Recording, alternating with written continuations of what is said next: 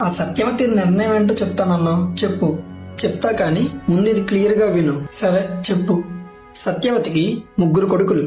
మొదటి కొడుకు వ్యాస మహర్షి, రెండో కొడుకు చిత్రాంగుడు, మూడో కొడుకు విచిత్ర వీరుడు. తర్వాత ఏమైంది? నిన్న మనం చిత్రాంగుడు విచిత్ర వీరుడు చనిపోయారని చెప్పుకున్నాం. అయితే విచిత్ర వీరుడికి 2 భార్యలు, అంబిక, అంబాలిక.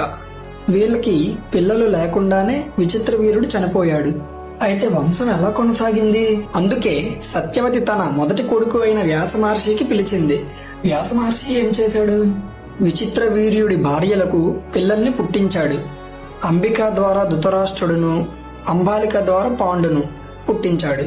అయితే మరొకరు కూడా ఉన్నారు. ఆవిడ దాసి. దాసియా? దాసి అంటే సేవకురాలు. దాసి ద్వారా విదురుడును పుట్టించాడు. అంటే ఈ 3 తండ్రి ఎవరు? ఈ 3 తండ్రి వ్యాస మహర్షి. అవును, ధృతరాష్ట్రుడు గుడ్డివాడని విన్నాను. అవును, ధృతరాష్ట్రుడికి కళ్ళు లేవు. ఎందుకు అలా పుట్టారో రేపటి వీడియోలో చెప్తా. ఇంతలో చిన్న క్వశ్చన్. ఇప్పుడే చెప్పుకున్నాం కదా, అంబాలిక ద్వారా ఎవరు పుట్టారు? తెలిస్తే కామెంట్ చేయండి. See in the next video. Bye.